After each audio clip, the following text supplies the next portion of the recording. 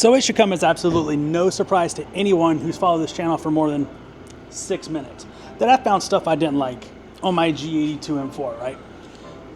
We are starting a whole series now. We got a whole bunch of moving parts, but let's talk about what I don't like real quick. And it's something that is on every German car, and I don't understand the engineering behind it. I don't understand the reason why, but let's talk about that real quick. How absolutely wild is it to see this thing on jack stands? Also, putting this thing on jack stands, super sketchy. I mean, wildly sketchy. There's a dimple in the front on that aluminum tray, and then we did it from the rear diff. The problem is our jack back there has that curve, so trying to get it to actually fit correctly, real sketchy, but hey, we figured it out. That's a wild look right there, right? But one of the things I never understood and do not like about German cars is lug bolts. Why aren't there studs? Okay, drives me absolutely insane.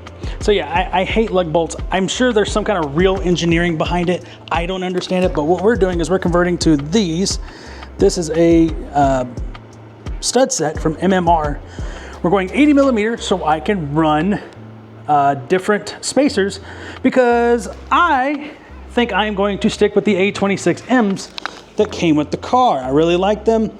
We tried a couple of different things to be able to get wheels. I actually had a set of wheels on order. I ordered a set of work Meister S13Ps, and the merchant ended up being a scumbag, so we canceled that order. But we're gonna be swapping these guys out, going spacers, and I have a new car to show you guys. We did have our 4Runner TRD Pro, but we just had a kid, and with the issues of getting him in and out of that car, it just became apparent that we needed something else. And for those of you who don't know, here's a couple pictures. Me and Kat got married last year in Norway. While we were there, we had a car that we fell in love with. Thing gets spectacular gas mileage. It's a wagon. Who doesn't love a wagon? Got plenty of room, and it was just kind of sick. So the wheels are in the back of this thing.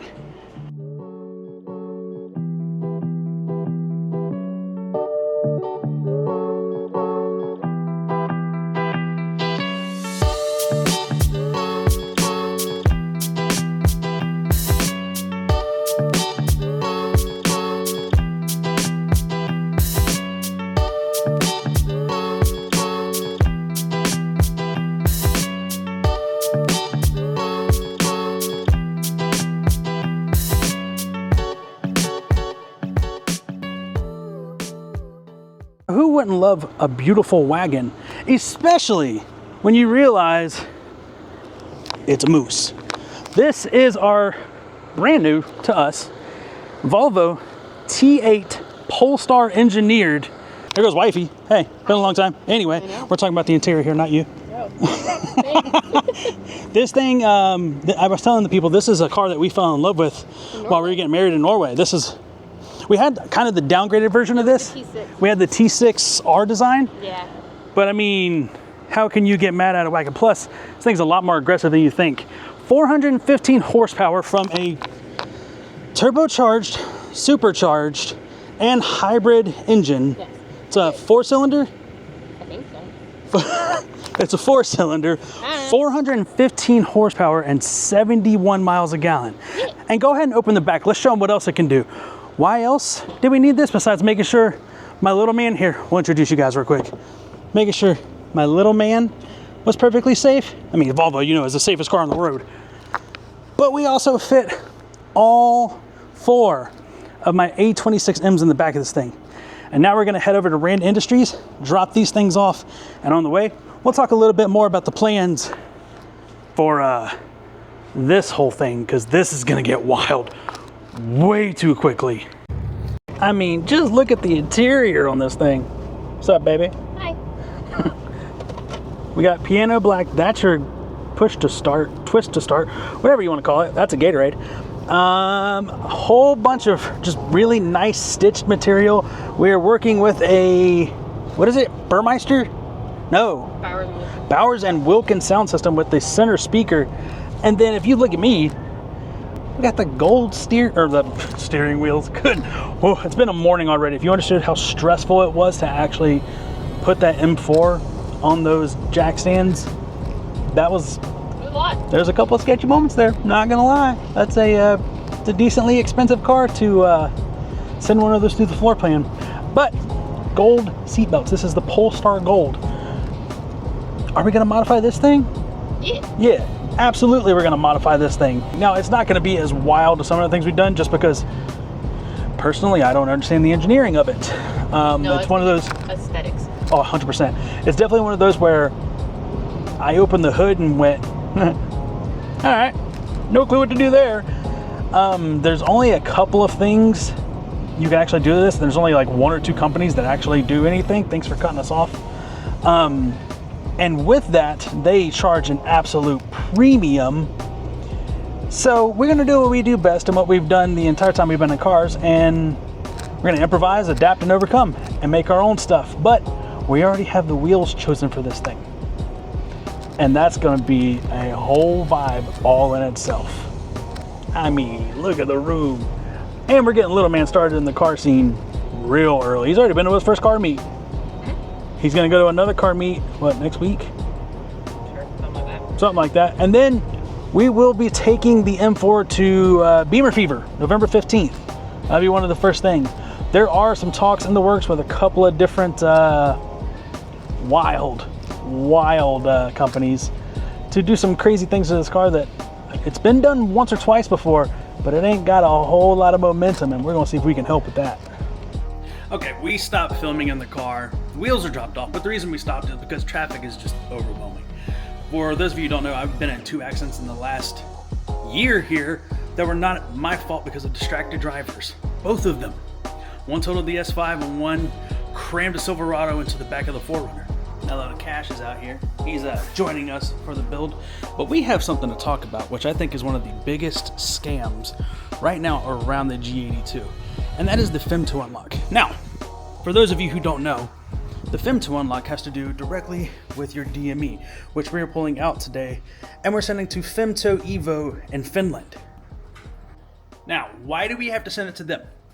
They are the only company that has the cipher decode to be able to unlock the DME for the S58. No other company apparently has figured this out, and BMW locks it for EPA reasons and environmental protection, blah, blah, blah, blah, blah. And I get it, I understand. However, one of the trends I've seen, and I'm not going to name companies because I'm not that person, I'm trying to be a more positive YouTuber, but I've noticed a couple of companies take major advantage of that.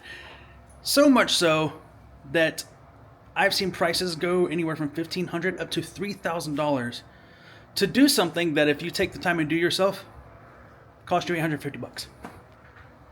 $850, and that's there and back. Like, guys, stop taking advantage of people. Also, I understand it's a convenience factor that, hey, I can send it to this company and they'll do it for me. I understand. However, you're being lazy, and in being lazy, you're costing yourself more money. That's money you can spend on other parts. I'm just saying, you don't have to listen to me, but I like more parts. Now, I understand that most of my, if not 95% of my audience are former people that watch me do Mopar stuff. I know a lot of BMW people are going to watch this. I'm not talking to y'all, but maybe I am too. Maybe you don't understand.